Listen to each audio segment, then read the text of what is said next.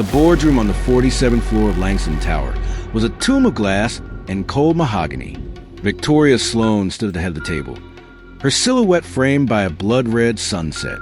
She looked down at Althea Monroe's outstretched hand. It was a hand that carried the faint calluses of someone who had built a kingdom from the dirt up. Victoria, whose hands had only ever held champagne flutes and inherited pens, curled her lip in a sneer that didn't just reject the gesture. It spat on it. "I don't touch staff," Victoria whispered. The words were quiet, but in the soundproof room, they landed like a gavel. Leland, the CFO, let out a dry, rattling laugh from the corner, while Vance didn't even look up from his phone, a smirk playing on his lips as he scrolled through yacht listings. They were convinced Althea was a beggar at their gates. They had no idea that at that exact moment, the very floor they stood on was being sold out from under them. Althea didn't flinch. She kept her hand extended for exactly 6 seconds of agonizing silence, recording the arrogance of the Sloan dynasty into her memory. She knew that by dawn, the $2.4 billion empire would be a ghost, and Victoria would be the one reaching out into the dark for a hand that wasn't there. The morning had begun with a calculated attempt to break Althea's spirit. She had pulled her Toyota Camry into the executive lot, the hum of the engine sounding out of place among the Ferraris and Bentleys. Leland had physically stepped into the path of her car, forcing her to slam on the brakes. He leaned down, his face red from the heat, and tapped on her window with a heavy gold ring. "Service entrances around the back. Sweetheart," he barked. "And if I see this rust bucket in my lot again, I'll have it crushed for scrap." Althea had simply nodded, her eyes hidden behind dark glasses, and moved her car. She walked 3 blocks from the public parking in the rain, entering the lobby with a damp coat and a steady heart. Inside, the humiliation continued. Victoria made her wait in a small, windowless holding room for over an hour. Althea watched through the glass as the real investors were ushered in with smiles and handshakes. She could hear the muffled laughter of the assistants. "Is that the girl from the garage?" one whispered. "She looks like she's here to clean the floors, not sign a merger." When the doors of the boardroom finally opened, the air was thick with the scent of expensive cigars. Victoria didn't offer a chair. She stood, pacing like a predator. "Let's be brief, Althea. Your firm is a hobby. I'm going to buy your contracts for 10% of their value. It's a mercy killing. Sign the papers, and I might let you keep your dignity. Refuse, and I'll spend the next 6 months ensuring you never work in the city again." Althea didn't reach for the pen Victoria had tossed onto the table. Instead, she slowly pulled a small, silver encrypted tablet from her briefcase.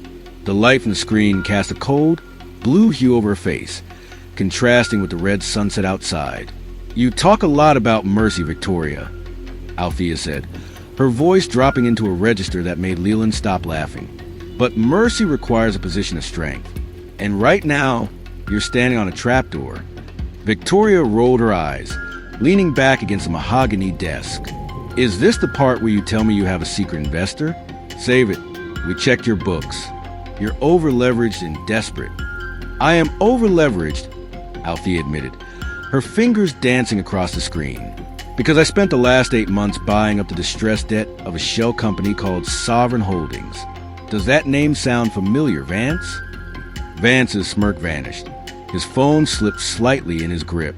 Sovereign Holdings was the private entity Victoria used to hide her personal yacht loans and the $2.4 billion in dark debt that kept Sloan Industries looking profitable.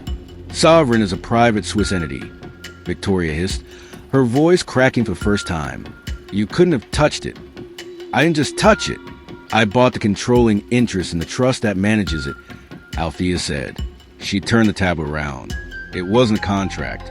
It was a live feed of the Sloan Industries treasury account.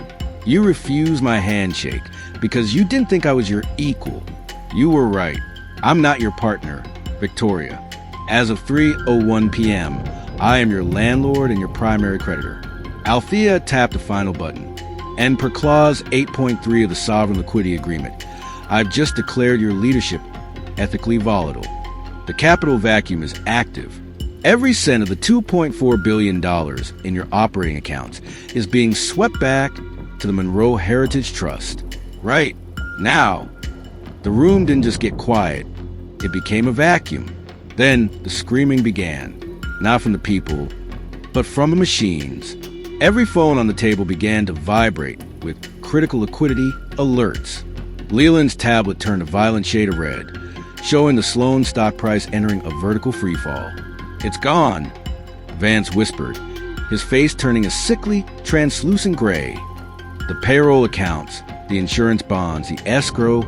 Althea, you've emptied the entire company." Victoria lunged for the tablet, her expensive jewelry clattering against the wood. But Althea stepped back with a calm, predatory grace. "Don't touch the equipment, Victoria. It doesn't belong to you anymore," Althea said. Outside, the atmosphere shifted.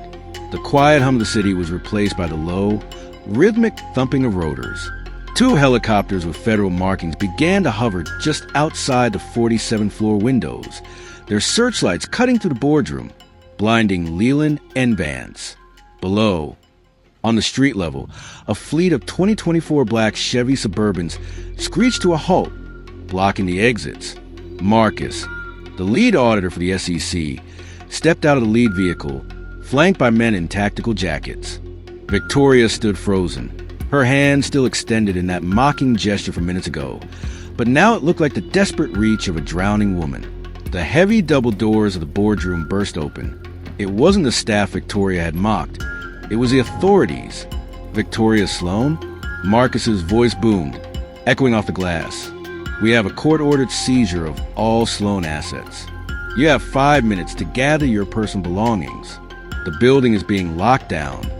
Leland tried to slip past the auditors, but he was pinned against the wall by a security team that didn't recognize authority. The man who had mocked Althea's Toyota Camry was now being searched like a common thief in front of his own subordinates. Althea watched as the empire was dismantled in minutes. She walked over to the window, watching the last of the sun disappear. The office that once felt like a throne room now felt like a cage. Victoria was being led toward the service elevator, the same one she had told Althea to use. She stopped, looking at Althea with tears of rage in her eyes. "You ruined me." Over a handshake, Althea looked at the woman who had thought herself a goddess. "No, Victoria. I ruined you because you forgot that the person you look down on today is usually the person who decides if you get to stand up tomorrow." As Althea walked through the lobby, the employees, the staff Victoria hated, stood in silence. They didn't look at Victoria with pity. They looked at Althea with hope. Althea stepped into the rain, got into her Camry, and drove away. By dawn, the name Sloan was being pried off the side of the building by a crane. The empire hadn't just evaporated, it had been recycled, because in the world of high-stakes power, a handshake isn't just a greeting. It's the only thing that keeps the sharks from eating each other.